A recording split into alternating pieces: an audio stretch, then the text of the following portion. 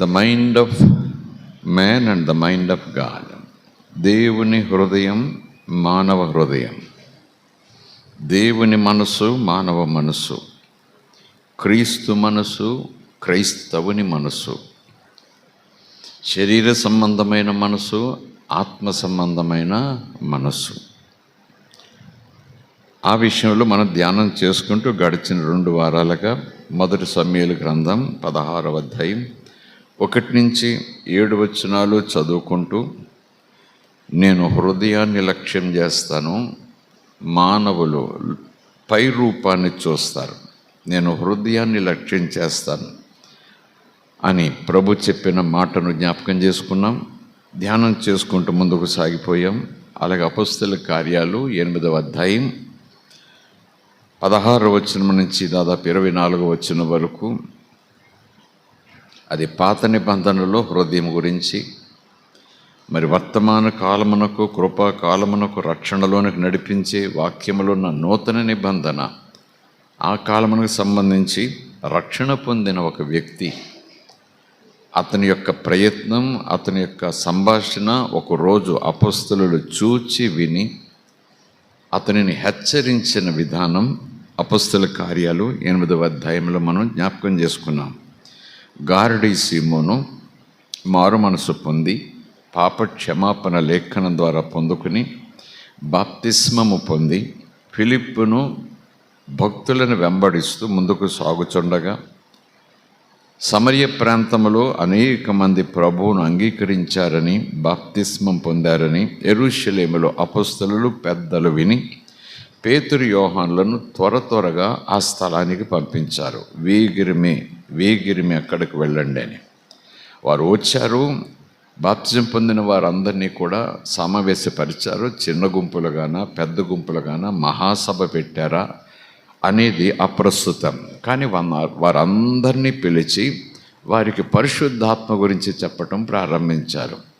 పరిశుద్ధాత్మ చేత కూడా మీరు నింపబడాలి, ఆ బాప్తిస్మం కూడా మీరు పొందాలి. అది దేవుని ఉచితమైన కానుక.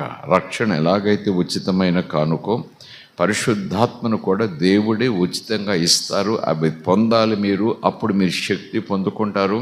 ఇది దేవుని చిత్తం అంటూ వివరించి వారి మీద విశ్వాసం ఉంచినప్పుడు చేతులుంచి ప్రార్థన చేయగా పరిశుద్ధాత్ముడు దిగొచ్చారు. అది గారడీ సీమోను చూశాడు. రక్షణ పొందిన విశ్వాసం అన్నమాట. అంతే కదా. మరి అతడు పరిశుద్ధాత్మ చేత నింపబడలేదు కనుక అతడు కూడా పరిశుద్ధాత్మ చేత నింపబడినవాడు, నింపబడుటకు సిద్ధపడి వచ్చినవాడు. అందరి మీదకి పరిశుద్ధాత్మ దిగి రావటము చూశాడు. సో పరిశుద్ధాత్మ రక్షణ పొందినప్పుడే లోపలికి వచ్చేస్తారు. పరిశుద్ధాత్మ లోపలికి వచ్చినందువల్లే మనం ప్రభు నమ్ముకోగలిగాము అనేది కొన్ని వచనాలను ఆధారం చేసుకుని దైవజనులు బలంగా నొక్కి చెప్తారు. మరలా ఆత్మను పొందే ఆ హడావుడి వద్దు మనకి అంటూ ఆత్మాభిషేకం కొరకు దూరముగా ఉంచేస్తారు. కానీ కొన్నేళ్ళింటిలో పేతురు సువార్త చెప్పినప్పుడు ఆత్మ దిగి రావటం పేతురు చూశాడు. స్తోత్రం కలుగునుగాక. ఇక్కడ పేతురు, యోహాను ఆ పబ్లిక్గా విశ్వాసంలోకి వచ్చిన వారందరినీ పిలిచి పరిశుద్ధాత్మ చేత నింపబడండి అని చెప్పి ప్రార్థించినప్పుడు పరిశుద్ధాత్మ దిగి రావడం అందరూ చూశారు. ఈ గారడీ సీమోను కూడా చూశాడు. కనుక పరిశుద్ధాత్మ పొందుట కంటికి కనపడదు అని పొల్ల విరిచినట్టు పక్కకు పెట్టకూడదు. 3, 4, 5 సందర్భాలు ఉన్నాయి. పరిశుద్ధాత్మ దిగి రావటం కనపడింది, వినబడింది. స్తోత్రం కలుగునుగా. కనబడింది, వినబడింది. కనుక రక్షణ పొందినప్పుడు ఎలాగైతే మనలోనికి దేవుని ఆత్మ వచ్చేసి మనల్ని శుద్ధి చేసేస్తారో అనే మాట చొప్పునది అవునన్నట్టుగా ఉన్న యేసయ్య మాటనో యెహోవా మాటనో కొట్టివేసే ప్రయత్నం తెలియకుండానే మనం చేస్తాం. కనుక అలాగున గారడీ సీమను చూసి నేను కూడా ఎవరి మీద చేతులు వేసినా వాళ్ళ మీదకి పరిశుద్ధాత్మ వచ్చేసేయాలి. ఇదిగో ధనం, నాకు ఆ శక్తి కావాలి, నాకు అధికారం కావాలని అడిగితే పేతురు అన్న మాట మనం జ్ఞాపకం చేసుకున్నాం. దేవుని వరమును ధనముతో కొనాలనుకుంటున్నావా? దేవుని ఎదుట లేదా దేవుని దృష్టిలో నీ హృదయము లేదు, పాడైపోయింది, చెడిపోయినట్టుగా కనిపిస్తూ ఉంది. దేవుని ఎదుట నీ హృదయము సరిగా లేదు గనుక నీ వెండితో నీవు కూడా నాశనం అయిపోతావు. దేవునిని డబ్బుతో కొలిచినా, దేవుని ప్రేమను డబ్బుతో కొలిచినా, దేవుని ప్రేమను డబ్బు వెదజల్లి పొందాలనుకున్నా అదే మనకు వచ్చేది ఆత్మీయ నాశనం, తర్వాత ఆత్మనాశనం. ఆత్మీయతలో దిగజారిపోతాం. స్తోత్రం కలుగునుగాక. హల్లెలూయా. ఆఫ్టర్ ఆల్ అదెంత, 1 కోటి రూపాయలు పడేస్తే విమానమా, ర్యాకెట్ కూడా వస్తుందని ధనవంతులు అంత పిచ్చిగా పచ్చిగా మాట్లాడొచ్చేమో, కానీ యేసు రక్తపు బొట్టును కొనే శక్తి ఈ భూమి మీద ఉన్న సంపదలన్నీ కూడా పోగేసి ఇచ్చినా అది నూలు పోగుతో సమానం. స్తోత్రం కలుగునుగాక. హల్లెలూయా. సో దేవుని వరము అంటే దేవుడు వేరు, దేవుని వరం వేరు కాదు. దేవునినే కొనాలనుకుంటున్నావా? దేవుని కృపను కొనాలనుకుంటున్నావా? దేవుని ప్రేమను కొనాలనుకుంటున్నావా? దేవుని కనికరాన్ని డబ్బుతో కొనాలనుకుంటున్నావా? ఇప్పుడు జరిగే భక్తి అంతా అదే. ఆ విఐపీల భక్తి అంతా అదే. ఎంత ఇస్తామో ముందు దేవుడు కూడా మమ్మల్ని ముందుకు పిలుస్తాడు, దేవుని దగ్గర ముందుకు వెళ్తాం అన్నట్టు. దేవుని దగ్గర ముందు వెనకలు కుదరదు, మనస్సు విరుచుకుని వెళ్ళాలి. స్తోత్రం కలుగునుగాక. హల్లెలూయా. సో ఇతడు మారాడు, కానీ ఆ మారిన మనసుకు సంబంధించిన స్థితి అతని హృదయానికి రాలేదు. డబ్బుతో ఏమైనా చేయొచ్చు అంటూ డబ్బు సంపాదించడానికి చాలా మ్యాజిక్లు చేశాడు, కానీ ఆ మ్యాజిక్లన్నీ పక్క పెట్టాడు. ఈ పరిశుద్ధాత్మ మ్యాజిక్లు చేయాలని ఆ వరం కోసం వస్తున్నాడు. చాలామంది ఆత్మను మ్యాజిక్ల కోసం కాకపోయినా నేను స్వస్థతలు చేయాలి, లేదా నేను అద్భుతాలు చేయాలి, నేను నీటిని ద్రాక్షరసంగా మార్చేయాలి అంటూ ఆ అధికారము, ఆ అనుభవాల కోసం కొంతమంది వెళుతుంటారు ఆ ఉద్దేశంతో. అవన్నీ ఆత్మవరాలైనా ముందు ఆత్మను మనం పొందుకోవటం గల కారణం ఏంటంటే మనము శక్తి పొందుకోవాలి. దేనికి శక్తి? చాలా సందర్భాల్లో మనం చెప్తుంటాం, యేసులాగా మనం మారాలి, యేసులాగా మన మనసు మారాలి, యేసులాగా మన తత్వం మారాలి, యేసులాగా మన సంభాషణ మారాలి, యేసులాగా మనలో నుంచి ప్రేమ బయటకు రావాలి. ఒక మాటలో చెప్పాలంటే మనంలా కనపడిన మనలో లోకం యేసుని చూడాలి. అది కావాలంటే మనలోనికి పరిశుద్ధాత్మ శక్తి రావాలి. ఆ పరిశుద్ధాత్మ మనల్ని అలా తయారు చేస్తాడు. స్తోత్రం కలుగునుగాక. సో సంఘానికైనా ఎవరికైనా ఆత్మను పొందాలి, నేను సెలబ్రిటీని అయిపోవాలి, స్వస్థత వరం కలిగిన దైవజనుడు అంటూ ఏదో చెప్పించుకుంటే లోకమంతా నా చుట్టూ పోగైపోవాలి. ఈయన చెయ్యేస్తే చాలు ఏదో అయిపోతుంది, ఆయన చెయ్యేస్తే చాలు ఏదో అయిపోతుంది అనే హడావిడితో సంఘం కూడా అదే బాణీలో ఉన్నారు. అది లేదని నేను చెప్పను, అది అబద్ధమని అసలే చెప్పను. కానీ నిజానికి పరిశుద్ధాత్మ మీరు పొందినప్పుడు మీరు శక్తి పొందుతారు, సర్వలోకంలో నా కొరకు సాక్షులుగా ఉంటారు. అంటే ఒకటి ఈ ఆశ్చర్యకార్యముల ద్వారా సాక్ష్యం, రెండవది వీళ్ళు చెప్పే సువార్త నిజమని దేవుడు ఆమోదిస్తున్నట్టుగా ఆ కార్యాలు జరుగుతాయి. ఇంకా సాక్ష్యం ఏంటంటే క్రీస్తును మనం చూపిస్తాం. అది అసలైన సాక్ష్యం. స్తోత్రం కలుగునుగా. మన జీవితంలో క్రీస్తుని చూపించాలి. సో రక్షణ పొందిన తర్వాత హృదయం మారిపోతుంది కదండి. రక్షణ పొందిన తర్వాత హృదయం శుద్ధి అయిపోతుంది కదండి. రక్షణ పొందిన తర్వాత ఇక నాశనం తప్పించుకున్నట్టే కదండి. అంటే ఆ వచ్చిన దగ్గరకు వచ్చేటప్పటికి కాదు అనేది కాదు, కానీ మన హృదయపు స్థితి ఎలాగున్నదనేది చూసుకోవాలి. అందుకే పేతురు అంటాడు, నీ హృదయము దేవుని ఎదుట సరిగా లేదని మాకు తోచుచున్నది. ఎందుకంటే దేవుని వరములను, దేవుని విధానములను డబ్బుతో కొనాలని చూస్తున్నావు. డబ్బు కోసం నీకు దేవుడు కావాలి. అలాగ డబ్బు కోసం దేవుని వరం పొంది ఆ వరం ద్వారా మళ్ళీ డబ్బు సంపాదించుకోవాలి. ఈ తత్వం చాలా భయంకరమైన తత్వం. అది లోకతత్వం, శరీర సంబంధమైన మనసు, సాతాను సంబంధమైన మనసు, నాశనాన్ని తీసుకుపోయే మనసు, నష్టాన్ని కలగజేసే మనసు. కనుకనే వెంటనే సలహా ఇస్తారు, నీవు ప్రభు సన్నిధిలో వేడుకో, పోయి ప్రార్థన చేసుకో, క్షమాపణ కోరుకో, ఒకవేళ ప్రభు నిన్ను క్షమించవచ్చు. స్తోత్రం కలుగునుగాక. హల్లెలూయా. అంటే తప్పనే కదా, క్షమాపణ పొందాలనే కదా. స్తోత్రం కలుగునుగాక. Praise the Lord. హల్లెలూయా. స్తోత్రం కలుగునుగాక. హల్లెలూయా. ముందు వరుసలో కూర్చోవాలంటే, స్టేజ్ మీద కూర్చోవాలంటే, దైవజన పక్కన కూర్చోవాలంటే, దైవజన పక్కన నిలవాలంటే ఆ స్టేటస్లు ఉంటాయి కదండి. ఒక ప్రోగ్రాం స్పాన్సర్ చేయాలి, 10 ప్రోగ్రాం స్పాన్సర్ చేయాలి. 10,000 ఇస్తేనేమో VIP సీట్లో కూర్చోబెడతాము, ₹1,00,000 ఇస్తేనేమో స్టేజ్కి దగ్గరగా కూర్చోబెడతాము, 10 లక్షలు ఇస్తేనేమో వేదిక మీద కూర్చోబెడతాము, 50 లక్షలు ఇస్తే దైవజన్తో పాటు పక్కనే కూర్చుంటారు. అది దేవుని సేవ కోసమే కావచ్చు, కానీ ఎక్కడో చేదు కనిపిస్తూ ఉంది, ఎక్కడో ఇది అక్రమమేమో అనిపిస్తూ ఉంది, ఎక్కడో ఈ విధానం మనసును నొప్పిస్తూ ఉంది. స్తోత్రం కలుగునుగాక. Praise the Lord. హల్లెలూయా.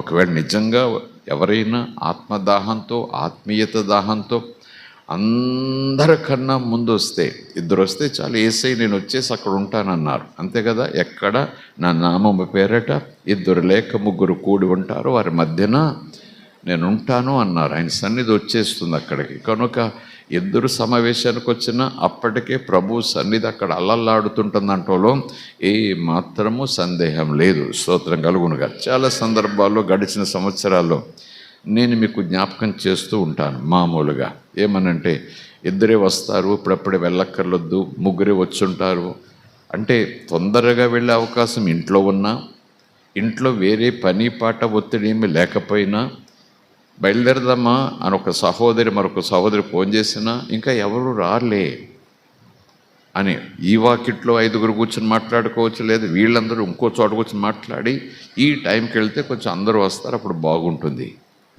ఈ ఆలోచనలన్నీ కూడా మురుగుజు ఆలోచనలు. ఇంటిలో పని ఒత్తిడితో రాలేకపోతే ఏమో కానీ అక్కడ ఇంకా ఎవరూ రారులే, 2 వచ్చుంటారు, 3 వచ్చుంటారు, అప్పుడే మనం ఏం చేస్తాం అనే ఆలోచనలు చూసారా, అది దేవుని మాటను పక్కకు నెట్టేస్తున్నట్టే లెక్క. కనుకనే దేవుని మాటను అన్ని సమయాల్లో మనం నమ్మాలి. ప్రభు చెప్పారు 2 ఉంటే చాలున్న సన్నిధి అక్కడ ఉంటుందన్నారు కదా. కనుక మనం 3 అయినా 4 అయినా పర్వాలేదు, దేవుని సన్నిధిని అనిపిద్దాం, యేసయ్య అప్పటికే వచ్చేసి ఉంటాడు అక్కడికి అన్నట్టు రావాలి. స్తోత్రం కలుగునుగాక. Praise the Lord. హల్లెలూయా. కానీ చాలామందిలో ఈ అవగాహన, ఈ ఆలోచన ఉండదు. ఎందుకంటే ఆ మాటలో భక్తి పాడుకోవటానికి, ప్రార్థన చేసుకోవటానికి, ప్రసంగం చేసుకోవడం, 2 ఉంటే ప్రభు వచ్చేస్తాడంటమ్మా, ఉంటాడంటమ్మా చెప్పుకోవటానికి బాగుంటాయి.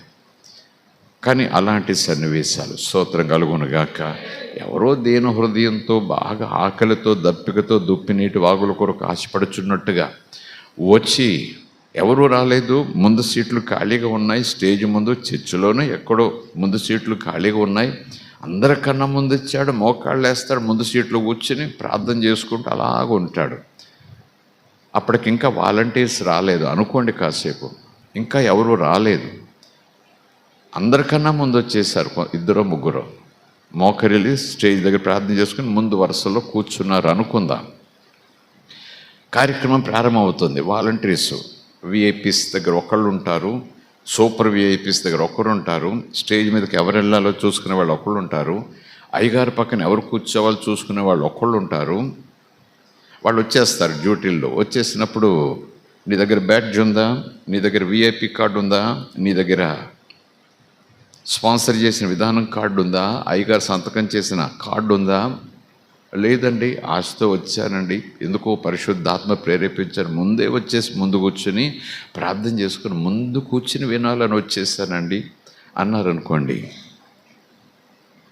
జనరల్ గ్యాలరీలో కూర్చోవాలి నువ్వు అని పంపించేయచ్చు. సో ఆ సన్నివేశాన్ని మనం అర్థం చేసుకుందాం. ఆ దేవుని సేవ కోసం, స్పాన్సర్షిప్ కోసం అక్కడ ఉంటే, ఎంకరేజ్మెంట్ కోసం ఉంటే ఉండొచ్చు. కానీ అలాంటి ఆత్మీయ దాహంతో వచ్చిన వాడిని వెనక్కి పంపిస్తే ఇక్కడ నీకు కనపడని యేసు నిన్ను ఎలా చూస్తాడు? ఇక్కడ నీకు కనపడని యేసు స్టేజ్ మీద అప్పుడే ఉంటాడు, అక్కడే సంచారం చేస్తుంటారు ఆత్మ. ఆ వాలంటీర్లు ఏమంటాడు? స్తోత్రం కలుగునుగాక. అయ్యగారు వీళ్ళని కూర్చోబెట్టమన్నారని అంటే అప్పుడు ప్రభు అంటారు, వాళ్ళని ముందుకు తీసుకొచ్చి ఇక్కడ కూర్చోబెట్టు అని ప్రేరేపించారనుకోండి, కూర్చోబెట్టాలంతే. స్తోత్రం కలుగునుగాక. లేఖనాల్లో లేకుండా మనం మాట్లాడుకోకూడదు కదా. తిమోతికి పౌలు చెప్తారు, ధనవంతులు గొప్పవారు వస్తే పట్టు పంచెలు కట్టుకొని వాళ్ళను ముందు ప్లేసులో కూర్చోపెట్టుకో. చిరిగిపోయిన బట్టలతో పేదవారు వస్తే ముందు కూర్చునే ప్రయత్నం చేసినా వాళ్ళను వెనక్కి పంపించొద్దు, వాకిల్లో కూర్చోపెట్టొద్దు. క్రీస్తులు అందరూ సమానులే అన్నాడు పౌలు తిమోతితో. స్తోత్రం కలుగునుగా. హల్లెలూయా. అలా చేస్తే మరి స్పాన్సర్షిప్కి డబ్బులు ఇవ్వరు కదండి వాళ్ళంటే. వాళ్ళ చేత డబ్బులు ఇప్పించేవారు ఎవరు? దేవుడు. వీళ్ళు ఇవ్వకపోతే మరొక ధనవంతుడు మరొకలాగా నీకు డబ్బు పంపిస్తాడు. వీళ్ళు నువ్వు దండం పెట్టి అయ్యగారు రండని చేతికి బుకే ఇచ్చి మెడలో దండేసి స్టేజ్ మీద కూర్చోబెడితే నెలకు ₹1,00,000 చెక్కు పడేస్తాడు నీకు దేవుని సేవకి. ఎవరో దేవుడు ఏర్పాటు చేస్తాడు కొంతమందిని అంతర్జాతీయంగా. వాళ్ళు నీకు కనపడరు, కానీ రోజు రోజు నీకు ₹1,00,000 బ్యాంకులోకి వచ్చేస్తుంది. అప్పుడు ఎవరికి బుకే ఇస్తావు నువ్వు? ఎవరో అదృశ్యంగా పంపేస్తున్నారు నీ అకౌంట్కి. రోజు ₹1,00,000 10 మందిని ప్రేరేపించారు, దేవుడు దర్శించారు, పలానా చోట పలానా పరిచర్యకి పంపు అన్నారు. వెంటనే నేను కమిట్ అయిపోతాడు. రోజు ₹1,00,000 మహాకోటీశ్వరుడు ఉంటాడు. బ్యాంక్ వచ్చేస్తూ ఉంటుంది. వివరాలు ఏమీ సముచితంగా తెలియకపోవచ్చు. ఎవరికి బుకే ఇస్తాను, ఎవరి గురించి చెప్తాను, ఎవరు రోజుకి ఇంత పంపిస్తున్నారని చెప్తాను. ఆయన వస్తే బాగుండు, చూస్తే బాగుండు, ఇంత పరిచర్య ఆయన వల్ల జరుగుతుంది అనుకున్నా ఎవరు కనపడరు. ఊరికి ఆలోచన కోసం చెప్పాను సుమా. కనుక ఆరాధించాలన్నా, దేవుని ముందు నిలబడాలన్నా, దేవుడు ముందు నన్ను నిన్ను చూడాలన్నా మనసు ముఖ్యం. స్తోత్రం కలుగునుగా. Praise the Lord. హల్లెలూయా. ఆ కానుకలు వేసేటప్పుడు ప్రభు అన్నారు కదా, అందరూ తమకు ఉన్న సమృద్ధిలో నుంచి కానుకిచ్చారు, కానీ ఈమె తనకు ఉన్నదంతా ఇచ్చేసింది. పేద విధవరాలు అవటానికి పేద విధవరాలే, కానీ యేసు ప్రభు ఐడెంటిఫై చేసింది ఆవిడ్నే. స్తోత్రం కలుగునుగాక.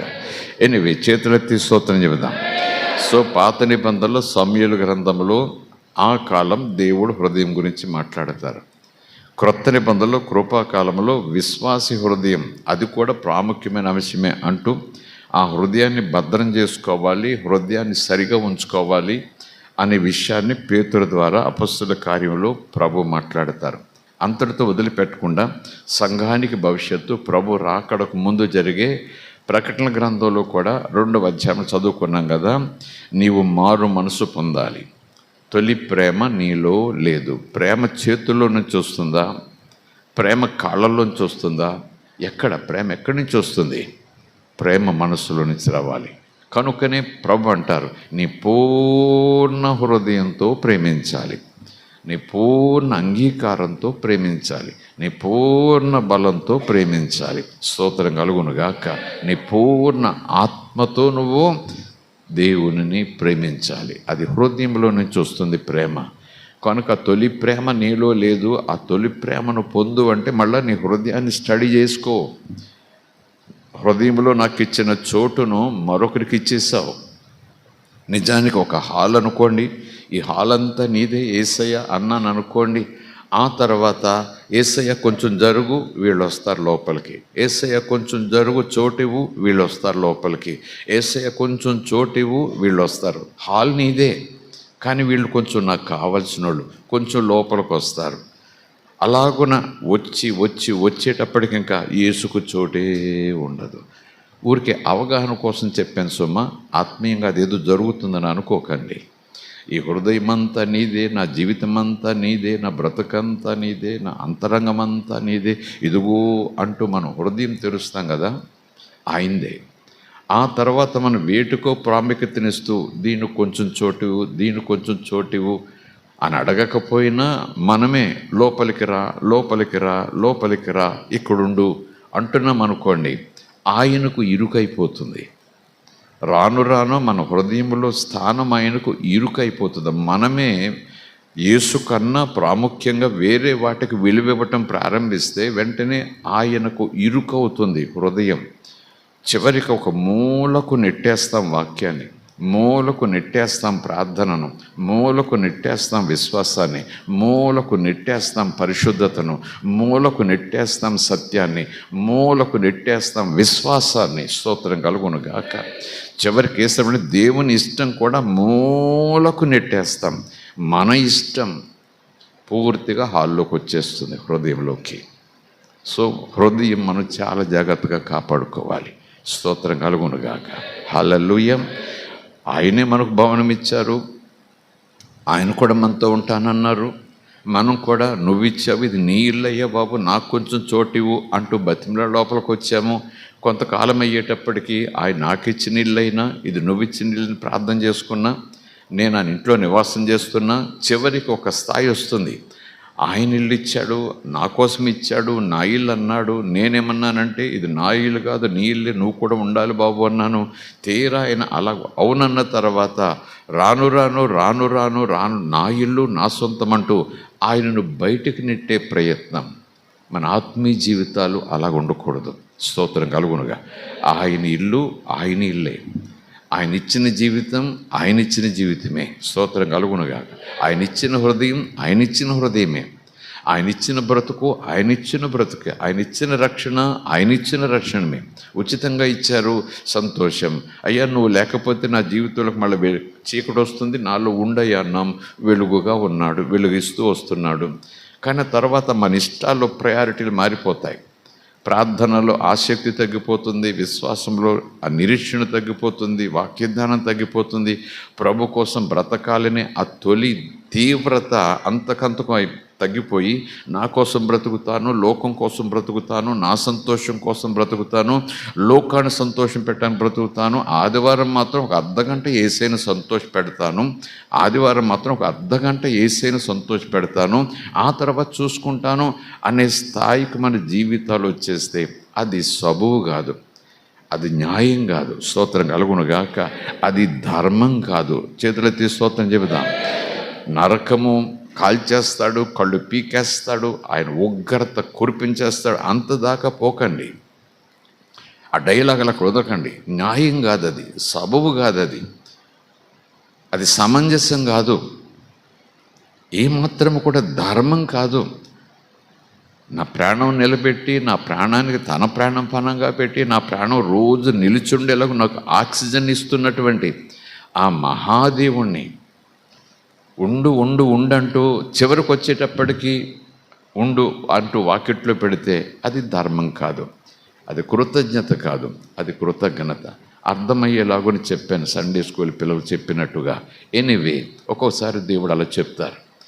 ఎందుకంటే మన వైఖరిలో అలాంటి మార్పు వచ్చినప్పుడు మన ఆధ్యాత్మిక జీవితంలో ప్రయారిటీలు, వేరే ప్రయారిటీలు పెరిగిపోతూ దేవునికి ప్రయారిటీలు తగ్గిపోతున్నప్పుడు ఇలాగనే దేవుడు వివరిస్తారు. స్తోత్రం కలుగునుగాక. దేవుని మానికి స్తోత్రం. ఒకవేళ యేసయ్యే ఇలా చెప్పనివ్వండి నన్ను, ఒకవేళ యేసయ్యే మనకు ఒక మహాభవనాన్ని ఇచ్చేశాడు, ఇది నీది, నీకు నీ కోసం కట్టించాను అన్నాడు. ఆ ఫ్లోరింగ్ చూస్తే, సీలింగ్ చూస్తే, గోడలు చూస్తే, కిటికీలు చూస్తే, దర్వాజాలు చూస్తే అసలు కళ్ళు మూస్తే అమ్మో నష్టపోతాను అన్నట్టుగా ఉంది. అలాగున ఆస్వాదిస్తున్నాను, ఆనందిస్తున్నాను, అలాగ తిరిగేస్తున్నాను, గంతులేస్తున్నాను. మాట్లాడితే యేసుని పిలుస్తూ కృతజ్ఞతయ్యా బాబు, ఎంత బంగారం ఇచ్చావు, ఎంత ఇచ్చావు, ఎంత ఇచ్చావు అంటూ మురిసిపోతున్నాను. ఆ తర్వాత యేసు ఒకవేళ, వినండి, ఒకవేళ యేసు ఒకవేళ ఈ ఇల్లు వీళ్ళకు కూడా ఇస్తున్నాను, వెళ్ళండ్రా లోపలికి అని 10 మందిని పంపాడు. పోన్లే 10 మంది కదా అన్నాను. మళ్ళా యేసు ఇంకో 10 మందిని పంపాడు. వీళ్ళు కూడా ఉంటారు నీ ఇంట్లో, వీళ్ళు కూడా ఉంటారు నీ ఇంట్లో అంటూ మొత్తం నాకు ఇచ్చిన ఇల్లంతా జనంతో నింపేశాడు ఆయన. కాదనలేను, కానీ మనసులో ఏం చెప్పండి, నాకు ఇచ్చానన్నాడు, నాదన్నాడు, ఇప్పుడు అందరితోనూ నింపేస్తున్నాడు. నాకు చోటేది, ఊపిరి తీసుకోవటానికి లేదు, అడుగేయటానికి లేదు, చేతులు ఎత్తడానికి లేదు, ఇది నాదనుకోవటానికి ఏముంది, అందరికి ఇచ్చేశాడు అని మనం అనుకోమా? అదే తీరు. స్తోత్రం కలుగునుగాక. మనము చేసినట్టు ప్రభు మనకు చేస్తే ఏమైపోతాం? మనం అనుకున్నట్టుగా ప్రభు మన నిమిత్తం అనుకుంటే ఎక్కడుంటాం మనం?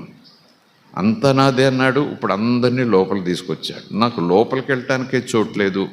పేరు మట్టుకు నాది ఇల్లు టైటిల్, లోపల అందరూ ఉన్నారు, నాకు చోటే లేదు. నాకు చోటే లేకుండా అందరినీ తీసుకొచ్చి ఇక్కడ పెట్టాడు యేసయ్య అని ఎలాగ అనుకుంటామో, అలాగే యేసు ఇదంతా నీదే అని చెప్పి ఎందరినో తీసుకొచ్చి లోపల పెట్టిన తర్వాత యేసు అంటాడు, వీళ్ళందరూ కలిసి నన్ను బయటికి నెట్టేశారు, నాకు చోటే లేదు. ఇది క్రీస్తు నిలయమని బయట టైటిల్ ఉంది, ఇది క్రీస్తు ఉన్న హృదయం అని బయట టైటిల్ ఉంది, కానీ క్రీస్తుకు అక్కడ చోటే లేదు అనుకోండి.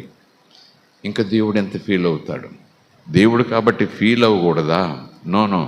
దేవుడు జీవము గల దేవుడు, ఆయనకు కూడా ఫీలింగ్స్ ఉన్నాయి. స్తోత్రం కలుగునుగాక. తల్లిలాగా ప్రేమిస్తాడు, తండ్రిలాగా ఆదరిస్తాడు, స్నేహితుల్లాగా స్నేహాన్ని పంచుతాడు, అవసరమైతే ప్రాణం పెడతాడు. ఫీలింగ్, ప్రేమ. స్తోత్రం కలుగునుగాక. ఆయన రాయిరప్ప కాదు ఫీలింగ్ లేకపోవటానికి. దీన్ని కొట్టాను అనుకోండి, అమ్మో అనదు, బాబో అనదు. గొడ్డలతో దీన్ని నరికాను అనుకోండి, బల్ల దాని ఫీలింగ్ ఏముండదు, దానికి అమ్మో అనదు, బాబో అనదు. దేవుడు మాట్లాడిన రాయిరప్ప కాదు, చెట్టు చేమ కాదు. స్తోత్రం కలుగునుగాక. హల్లెలూయా.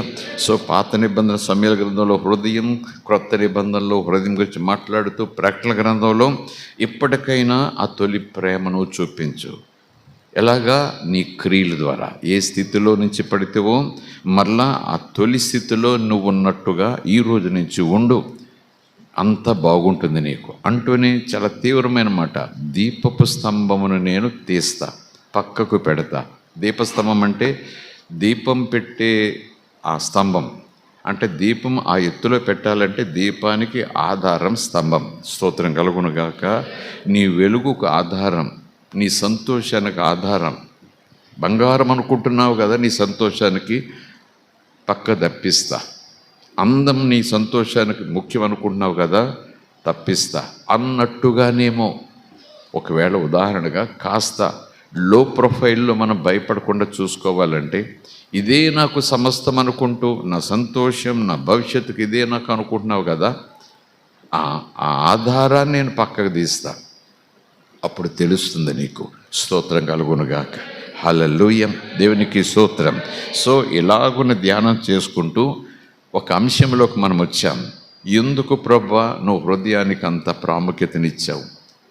ఎందుకు హృదయం మీద ఎందుకంత నువ్వు లక్ష్యం పెడతావంటే, చాలా వచనాలు ధ్యానం చేసుకుంటూ ముందుకు వచ్చాము. కానీ ఒక సన్నివేశం చూసుకున్నాము. లూకాసు సువార్త 2వ అధ్యాయంలో, అయితే మరియ మాత్రము ఆ మంద కాపర్లు చెప్పిన, మందను కాచుకునే వారు వచ్చి చెప్పిన సంగతులను విని తన హృదయంలో తలపోసుకొనుచు భద్రం చేసుకునేను. హృదయంలో. స్తోత్రం కలుగునుగాక. భద్రం చేసుకోవాలి అంటే ఆ మాట గొర్రెల కాపర్ల మాట అయితే భద్రం చేసుకోవాల్సిన పని లేదు. ఆ మాట చెప్పింది గొర్రెల కాపర్లైనా అది దేవుని గురించి మాట. స్తోత్రం కలుగునుగాక. సో ఏదైనా ఒకటి మనం భద్రం చేసుకోవాలంటే దాని విలువ తెలియాలి మనకి, దానివల్ల మనకు కలిగే ప్రయోజనం తెలియాలి. దాని మనకు మనం ఒక 10 రూపాయలు రోజుకు వస్తుంది అన్నది అనుకోండి, వస్తే ఎంత రాకపోతే ఎంత అనుకుంటాం. మన బ్రతుకు మాట మీద ఆధారపడి ఉంది, మన బాగు దేవుని మాట మీద ఆధారపడి ఉంది. Praise the Lord. హల్లెలూయా. కీడు తప్పించుకునే విధానం అంతా కూడా దేవుని మాట మీద ఆధారపడి ఉంది. అందుకే యేసుప్రభువు అంటాడు, రోజు ఈ మాటను స్వీకరించాల్సిందే, రొట్టెలాగా తినాల్సిందే, రొట్టెలాగా వినాల్సిందే. స్తోత్రం కలుగునుగాక. Praise the Lord. హల్లెలూయా. మరలా అవన్నీ కూడా చెప్పి నేను సమయం వృధా చేయను, కానీ మరొక అంశంలోకి వెళ్ళిపోతాను. అంటే హృదయమే. కానీ why God is giving so much importance to the heart of man. నీకు క్రొత్త హృదయాన్ని ఇస్తానంటాడు, క్రొత్త సృష్టిగా చేస్తానంటాడు, మాట్లాడితే మారు మనసు అంటాడు. భక్తులు కూడా, అయ్యా నా హృదయానికి కావలిగా ఉండయ్యా, నా హృదయానికి కావలి పెట్టయ్యా. మరొక చోట యేసుప్రభువు అంటాడు, మనుషుని పాడు చేసింది హృదయమే, ఆ హృదయంలో ఉన్న పాపమే మనిషిని పాడు చేస్తుంది. లోపలికి వెళ్ళేది కాదు మనిషిని అపవిత్రపరిచేది, హృదయంలో ఉన్నది, హృదయంలోంచి వచ్చేది మనిషిని అపవిత్రపరుస్తుందంటూ జారత్వము, వ్యభిచారము, దొంగతనము, హత్య అంటూ ఒక లిస్టు పెడతారు. ఇటువంటివి అంటాడు, ఇంకా చాలా ఉన్నాయి. ఇటువంటివి, ఇలాంటి వాటితోనే మనిషి హృదయం చెడిపోయింది, ఘోరమైన వ్యాధితో ఉంది. ఇది మనిషిని అపవిత్రపరుస్తుందంటూ హృదయంలో ఉంటాయి అవన్నీ, జేబులో కాదు ఉండేవి. నో నో నో నో హృదయంలో ఉంటాయి అవి. అందుకే ప్రభు రక్షణ పొందక ముందు హృదయాన్ని బాగు చేసుకోమంటాడు, తానే బాగు చేస్తాడు, హృదయాన్ని కొత్తగా చేస్తాడు. ఆ తర్వాత హృదయంలో మనము ఆయన వాక్యంతో నింపుకోమంటాడు ఆయన. స్తోత్రం కలుగునుగాక. అలాగే హృదయాన్ని కూడా కాపాడుకోమంటాడు ఆయన. స్తోత్రం కలుగునుగాక. దేవునికి స్తోత్రం. సో ఈ హృదయం ఎందుకు అంత ఇంపార్టెంట్ అని దేవుని పక్షంగా మనం ఆలోచన చేస్తే, అసలు విశ్వాసమునకు జన్మస్థలము హృదయం. విశ్వాసం చేతుల్లో పుట్టదు, విశ్వాసం కాళ్ళలో పుట్టదు, మనసులో పుడుతుంది విశ్వాసం. కాన్షియస్నెస్ హృదయంలో పుడుతుంది ఆ విశ్వాసం. ఎప్పుడైతే హృదయంలో పుడుతుందో ఆ హృదయం, ఆ మనసు, ఆ కాన్షియస్నెస్ నా మెదడును ఆదేశిస్తుంది. వెంటనే మెదడు నా శరీరానికి సిగ్నల్స్ ఇస్తుంది. ఆ విశ్వాసాన్ని బట్టి నేను నడుస్తా, ఆ విశ్వాసాన్ని బట్టి నేను కార్యాలు చేస్తా, ఆ విశ్వాసాన్ని బట్టి నేను చూస్తా, ఆ విశ్వాసాన్ని బట్టి నేను మాట్లాడతా. స్తోత్రం కలుగునుగాక. Praise the Lord. Hallelujah. So విశ్వాసం పుట్టే చోటు హృదయం. అది ఎక్కడో పుట్టదు, ఇక్కడ కాదు పుట్టేది హృదయం. కాన్షియస్నెస్లో పుడుతుంది. గాడ్స్ కాన్షియస్నెస్ అంటాం, హ్యూమన్ కాన్షియస్. స్పృహ అంటాం కదా, స్పృహ కన్నా ఇంకా ఎక్కువ. స్పృహ కోల్పోయాడు, అన్కాన్షియస్ అయ్యాడు అంటాం. అది మెడికల్ టర్మ్గా అక్కడ ఆపేయొద్దు. గాడ్స్ కాన్షియస్నెస్ అంటే నేను దేవుని కొరకు, నాలో దేవుడు ఉన్నాడు, నేను దేవుని దగ్గరికి అంటూ గాడ్స్ కాన్షియస్నెస్ ఎక్కడుంటుందంటే ఆ కాన్షియస్నెస్లో ఉంటుంది. దానికి బైబిల్ పెట్టిన పేరు మనస్సాక్షి అనుకోండి. మనస్సు మాట్లాడుతుంది, మనసు సాక్ష్యం చెప్తుంది, మనసు వార్నింగ్లు ఇస్తుంది, మనసు హెచ్చరిక చేస్తుంది, మనసు మనతో మాట్లాడుతుంది. దేవుడు పెట్టిన దీపం మనసు. స్తోత్రం కలుగునుగాక. హల్లెలూయా. దేవునికి స్తోత్రం. అలాగున హృదయము విశ్వాసమునకు జన్మస్థలము. అంతే కదా. మరి మరొక చోట యేసుప్రభు చెప్పిన మాటలు, ఉపమానాలు. ఒక ఉపమానం మనం చూస్తే, వ్యవసాయకుడు, మనుష్య కుమారుడు లేదా ఒక రైతు విత్తనములు చల్లుకుంటూ వెళ్ళాడు.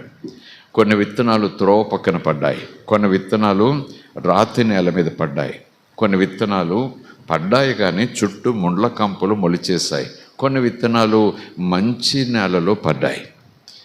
ముందు విత్తనాలు పక్షెత్తుకుపోయింది, రాతి విత్తనాలు మన్ను లేనందున అలా పైకొచ్చి ఎండిపోయాయి. మరికొన్ని విత్తనాలు నేలలో పడ్డాయి కానీ ఎదుగుతూ ఉంటే చుట్టూ కూడా ముండ్ల కంపలు పెరిగి ఈ మొక్కను, ఈ చెట్టును అణిచేశాయి, ఎదగనివ్వలేదు, అలా ఆగునుండిపోయింది. మరొక విత్తనం ఏం చేసింది?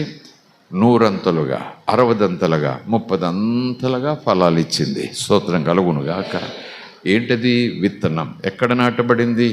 యేసు ప్రభువుని శిష్యులు అడుగుతారు, ఆ ఉపమానం మాకు అర్థం లేదయ్యా, ఆ విత్తనాలు ఏంటి, రాయి ఏంటి, త్రోవ పక్కనేంటి, పక్షులు ఎత్తుకుపోవటం ఏంటి, మాకు అర్థం కాలేదని అందరు ప్రజలు వెళ్ళిపోయిన తర్వాత యేసు ప్రభు దగ్గరికి వచ్చి అడిగితే మళ్ళీ వివరాలన్నీ చెప్తాడు ఆయన. విత్తనము దేవుని వాక్యం, విత్తనం విత్తేది మనుష్య కుమారుడు, విత్తనం విత్తబడే నేల మనిషి హృదయం. స్తోత్రం కలుగునుగాక. సో దేవుని యొక్క వాక్యం మనం విన్నప్పుడు అది హృదయంలో పడాలి. రాతి నేల లాంటి గట్టి హృదయం మనం కలిగి ఉండకూడదు. ఈ ఆరాధన, స్తుతి, దేవుని సన్నిధిలో నిలబడుతూ, కూర్చుంటూ, మోకరిల్లుతూ, సాక్ష్యాలు వింటూ, వాక్యం చదువుతూ మన హృదయాన్ని దేవుని ఉపదేశం కొరకు సిద్ధం చేసుకుంటాం. దున్నబడిన నేలను పోలి. దానికి మరొక పేరు విరిగి నలిగిన హృదయం. స్తోత్రం కలుగునుగాక. ఆ విరిగి నలిగిన హృదయం విత్తనం పడటానికి ముందు విత్తనంతో ఇలా మాట్లాడుతుంది, లేదా విత్తనం వేసే రైతుతో ఇలా మాట్లాడుతుంది. అయ్యా, నాతో మాట్లాడు, నేను బ్రతుకుతాను. నాతో మాట్లాడు, నేను ఫలిస్తాను. నాతో మాట్లాడు, నేను బలపడతాను. నాతో మాట్లాడు, నేను బాగుంటాను. స్తోత్రం కలుగునుగాక. Praise the Lord. హల్లెలూయా. అలాగున. సో అందులో విశ్వాసమునకు అది జన్మస్థలం. స్తోత్రం కలుగునుగాక. Praise the Lord. హల్లెలూయా. దేవుని మనకి స్తోత్రం. హెబ్రీయులకు రాసిన పత్రిక 10 మనం చదువుకుంటాం. 11వ అధ్యాయం 6వ వచనం చూస్తే, విశ్వాసం లేకుండా దేవునికి ఇష్టలైనట అసాధ్యం. ఎలాగైతే ఆమె దేవుని యొక్క మాటలు కాపర్లు చెప్పినా నాకు ముఖ్యమే, తూర్పు దేశపు జ్ఞానులు వచ్చి చెప్పినా నాకు ముఖ్యమే, కాపర్లు చెమట వాసనతో, మురికి గుడ్డలతో, ఆ గొర్రెల వాసనతో వచ్చి చెప్పినా అవి నాకు ముఖ్యం కాదు. వారు పలికిన మాటలు నాకు ముఖ్యం.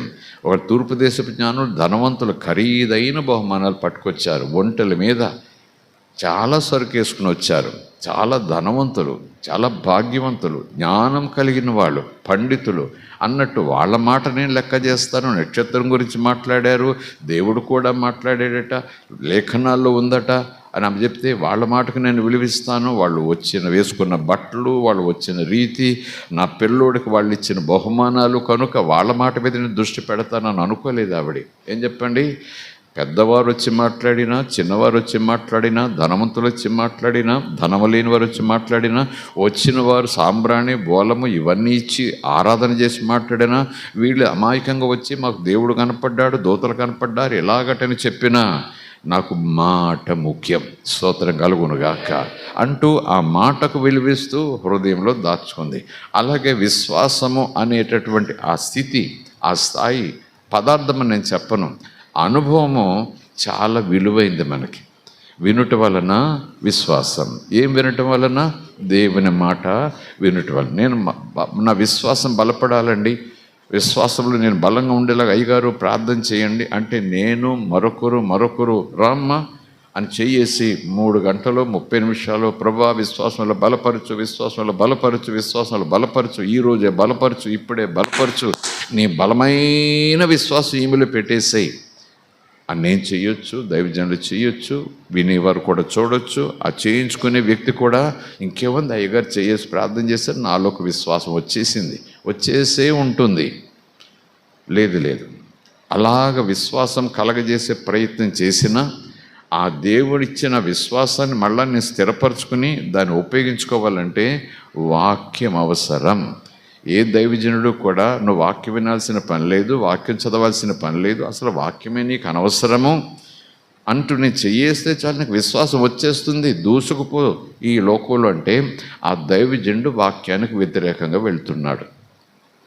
ఆ దైవజనుడు తాను చేసే పనులు ఆత్మ నడిపింపుకు వ్యతిరేకంగా వెళ్తున్నాడు. స్తోత్రం కలుగునుగాక.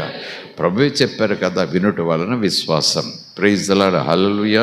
శిష్యులందరూ కూడా వెళ్ళి మీరే వాక్యం చదవాల్సిన పని లేదు, లేఖనాలు చదవాల్సిన పని లేదు, ప్రవక్తల గ్రంథాలు చదవాల్సిన పని లేదు, మేము సువార్త చెబుతాము వినండి అంతే, తర్వాత నుంచి ఇంకా సంఘము ఉపదేశాలు అవసరం లేదు. అపొస్తలులు బోధ యందు, రొట్టె విరుచుట యందు, ప్రార్థనలు చేయుట యందు ఎడతెగక ఉన్నారు. మరొక చోట సంఘానికి 5 పరిచర్యలు దేవుడు అప్పచెప్పాడు. అపొస్తలులు ఏమని, సువార్తికులు, కాపర్లు, బోధకులు, ప్రవక్తలు సంఘ క్షేమాభివృద్ధి కొరకు. స్తోత్రం కలుగునుగాక. వీళ్ళందరూ ఎలా నెట్వర్క్ అవుతుందంటే వాక్యమే వాళ్ళను కలిపి ఉంచుతుంది. ఇన్ని పువ్వులన్నీ ఒక దండగా మారి దేవుని మెడలోకి కాళ్ళ దగ్గరకు వెళ్ళాలంటే అందులో దారం, ఈ పువ్వులన్నిటిని ఒక్కటగా ఉంచేది విశ్వాసమే. స్తోత్రం కలుగునుగాక. ప్రైజ్ ది లార్డ్, హల్లెలూయా. కనుక ఎవరో దైవజనుడు వచ్చారు, చేసి ప్రార్థన చేశారు, నేను బైబిల్ తీయక్కర్లొద్దట, బైబిల్ చదవక్కర్లొద్దట, సంఘానికి వెళ్ళక్కర్లొద్దంట, ఏమక్కర్లొద్దంట, అసలు అలాగ చెయ్యేస్తాను, నేను అయిపోతాను. స్వస్థత అయితే వస్తుందేమో కానీ నీకు విశ్వాసం రావాలంటే వాక్యం వినాలి, శ్రద్ధతో వినాలి. ప్రైజ్ ది లార్డ్, హల్లెలూయా.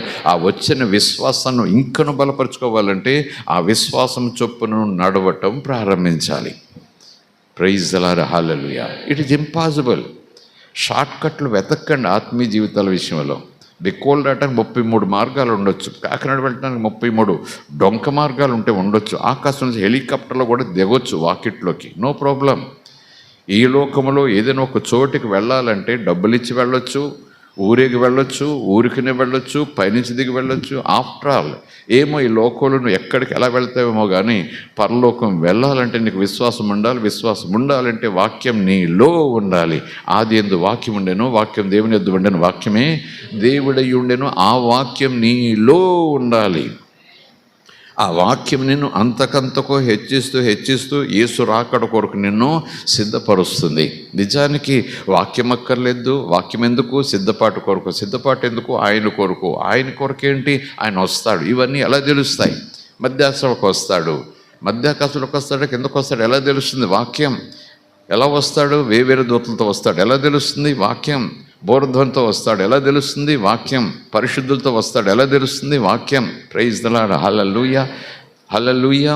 తూర్పు నుంచి పడమర వరకు కూడా ఒక మెరుపు వలె ఆయన వస్తాడు, అందరూ చూస్తారు ఆయన్ని. వాక్యం ఎలా తెలిసింది? అరేంజ్మెంట్స్, ఆ సెటప్స్ అన్నీ ఎలా తెలిసిందంటే వాక్యం. విన్నదేది, చదివిందేది, కూర్చున్నదేది, ధ్యానం చేసిందేది, ఆశపడిందేది. కానీ నువ్వు అన్నీ నమ్మాలి అంటే నువ్వు ఆ యొక్క డ్రెస్ లేకపోతే ఆ పెండ్లి వస్త్రం ధరించుకుని నువ్వు ఉండాలి అని ప్రభు వాక్యం చెప్తుంది. అంటే సిద్ధపాటు వస్త్రం అంటే రక్షణ వస్త్రం, స్తుతి వస్త్రం, మహిమ వస్త్రం ఉంటే ఉండొచ్చు. అవగాహన కోసం చెప్పేస్తున్నా, వరుడు వస్తున్నాడు, నేను పెండ్లి కుమార్తెగా ఉండాలి అన్నట్టుగా ఉంటే ఆ పెండ్లి కుమార్తెకు ఒక వస్త్రధారణ ఉంటుంది. అందరిలాగా ఉండదు ఆవిడ. పెండ్లి కుమార్తెకు ఒక వస్త్రధారణ ఉంటుంది. ఆమె ఎదురు చూసేది పెండ్లి కుమారుని యొక్క చుట్టాల కోసం కాదు, తన చెయ్యి పట్టి పాణిగ్రహణం చేసి తన ప్రక్కన నాలో నువ్వు సకభాగానివి అని చెప్పి ఆయన కోసం ఎదురు చూస్తూ ఉంది. ప్రైజ్ ది లార్డ్, హల్లెలూయా. నీ బరువు, నీ బాధ్యత, నీ భవిష్యత్తు, నీ బ్రతకంతా ఇక నేనే చూసుకుంటాను అని చెయ్యి పట్టుకునే వ్యక్తికి కోసం చూస్తూ ఉంటుంది ఆమె. బంధువుల కోసం కాదు, స్నేహితుల కోసం కాదు, ఆ పెండు కుమారుడు వెనకాల వచ్చే ఆ మణుల మాణిక్యాల కోసం కాదు, నా చెయ్యి పట్టి నా జీవితాంతం వరకు బాధ్యత తీసుకుని నన్ను పోషించేవాడు వస్తున్నాడు. స్తోత్రం కలుగునుగాక. నన్ను ప్రక్కన కూర్చోబెట్టుకుని తానే సంతోషపడేవాడు వస్తున్నాడు అన్నట్టున్నప్పుడు ఆమె అందరూ చూడాలని సిద్ధపడదు, ఆయన చూడాలని సిద్ధపడుతుంది. అందరి ఇష్టం కోసం తను డ్రెస్ చేసుకోకూడదు, ఆయన ఇష్టం కోసం తను డ్రెస్ చేసుకుంటుంది. ప్రైజ్ ది లార్డ్, హల్లెలూయా. అందరినీ చూస్తూ కాలం వెళ్ళబోచ్చదండి, ఆయన కొరకే వాకిట్లో ఎదురు చూస్తూ ఉంటుంది. స్తోత్రం కలుగునుగాక. Praise the Lord, hallelujah. So వాక్యం లేకపోయినా పర్వాలేదు, చెయ్యేస్తే అది వచ్చేస్తుంది, చెయ్యేస్తే ఇది వచ్చేస్తుంది. కాసేపు ఉపవాసం చేస్తే వచ్చి పడిపోద్ది అనుకుంటే ప్రేమ పడవచ్చు, కృప పడవచ్చు, జాలి పడవచ్చు. ఉపవాసం ఉంటే దేవుడే సన్నిధి దిగొచ్చేసేయచ్చు, నో ప్రాబ్లం. కానీ నీలో విశ్వాసం రావాలంటే, ఆ విశ్వాసం దేవుడు కలగజేయటం దేవుడు నీకు విశ్వాసం కలగజేయాలన్నా దేవునికి ఏం అవసరం చెప్పండి? మాట అవసరం. స్తోత్రం కలుగునుగాక. దేవుడు ఒక స్త్రీ హృదయం తెరిచాడు, అప్పుడు ఆమెకు విశ్వాసం కలిగింది. హృదయం తెరిచినవాడు ప్రభు అయినప్పుడు విశ్వాసం కలగజేసిన వాడు కూడా ఎవరు?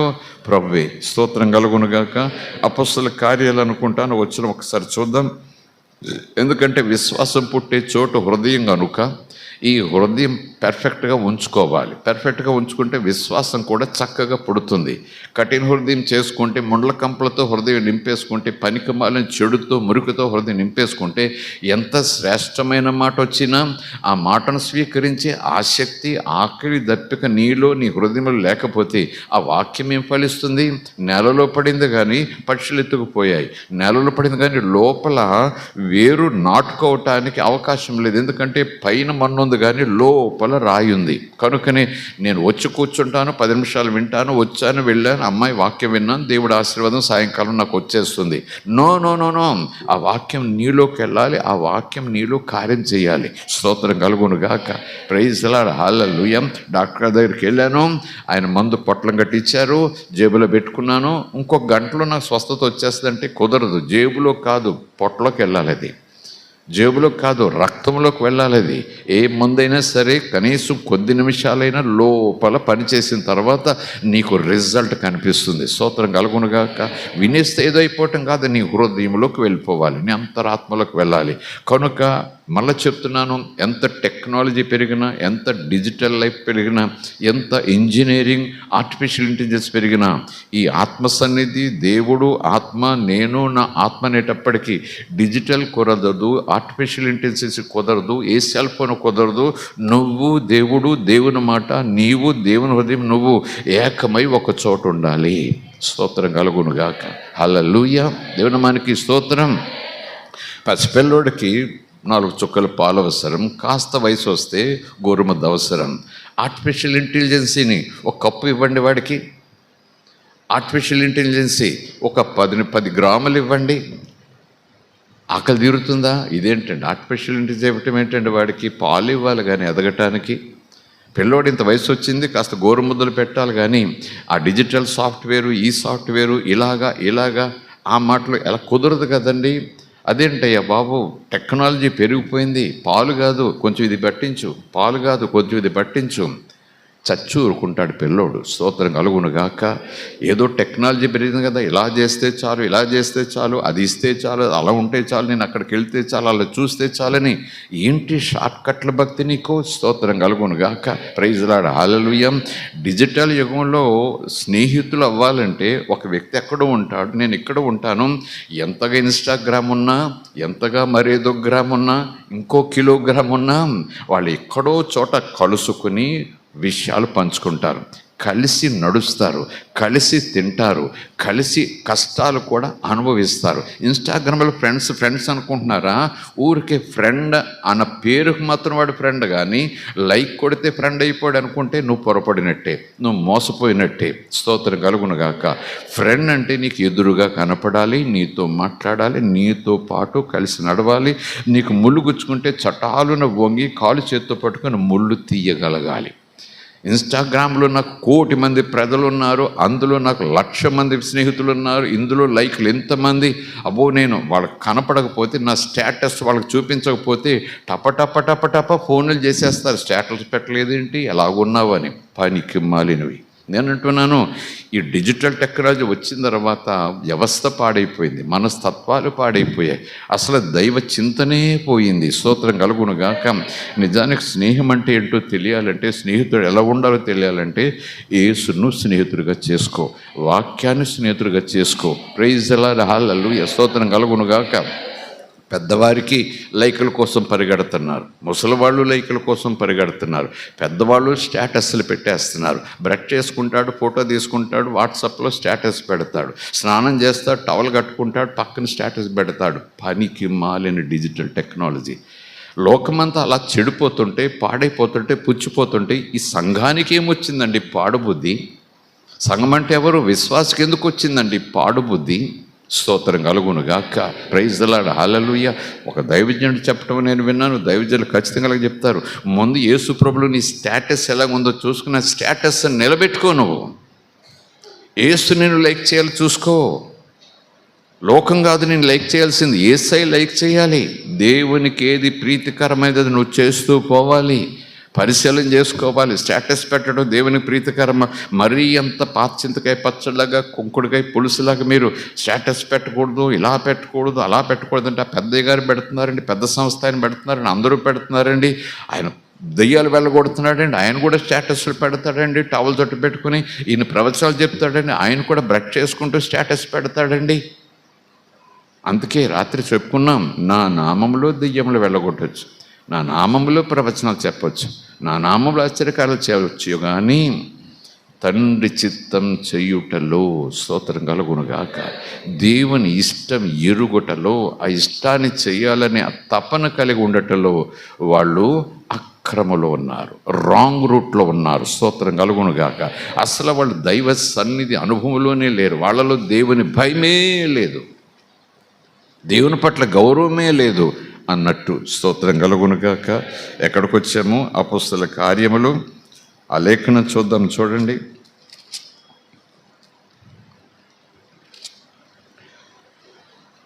16వ అధ్యాయం